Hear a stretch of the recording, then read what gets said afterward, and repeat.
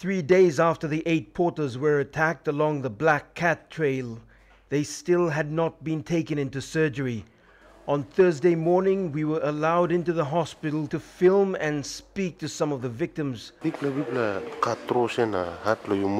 Because of an acute shortage of bed space, only 2 of the more seriously injured porters, Dick Rubin and Lionel Aiguilo, were allocated beds. The other 6 were accommodated on the floor in a termite-infested wing of the hospital that had been long condemned. On Saturday, family members began raising alarm bells about the state of their injuries during a visit by the member for Bulolo, Sam Basil. Maybe to me, by go looking at a hospital, private hospital, to see if Mipla can pay him some plafina.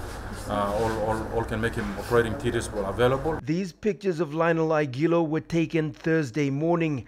By Sunday evening, his condition had worsened, and as the first 4 suspects were brought in from Wau and Salamoa for questioning, Lionel Aiguilo died in his hospital bed. On Wednesday morning, when the men were flown in, Angau was already inundated with victims from another emergency case. At least 4 seriously injured victims from this car crash at 9 Mile outside of Ley City were brought into Angau. Surgeon Dr. Stephen James turned down an interview request from MTV, but explained to caregivers that the hospital was struggling to cope with the cases it was already dealing with. If and when we have chances of bringing them up to theatre, obviously we'll do what they're supposed to. Over the last 6 years, nursing staff numbers at the surgical unit were cut from 15 to 9.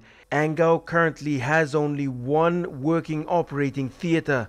Like all government establishments, key staff members within the hospital won't talk about the issues publicly, but in private, they all admit that Angau has serious problems that need to be addressed urgently.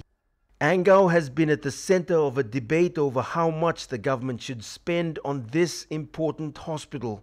In 2012, the Angau board and management told the media that a 65 million kina design proposal for the reconstruction of the hospital had been rejected by the government.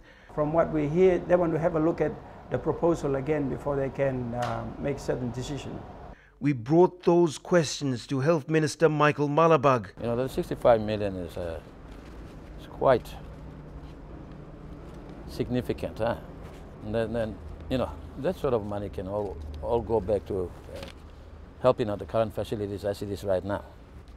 Now, the government is not in a position right now to make any real commitment to honor that 65 million, even though it has gone through previous health minister. The hospital's management and board have also been criticized for not spending money, the much talked about 15 million kina in their bank account for the rebuilding of the hospital. At the opening of the refurbished emergency wing, Chairman Benson Nablu explained that the clearance had to be given by the government before the money could be used.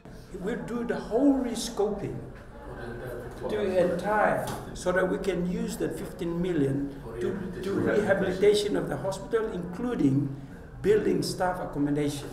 The government still won't pay for the 65 million kina design, but it has found another funding source. The Asylum Centre deal with Australia is expected to provide adequate funding to reconstruct the ailing government hospital. But while long-term plans sound good, the immediate problems remain only partly resolved. Scott Waide, National MTV News, Ley.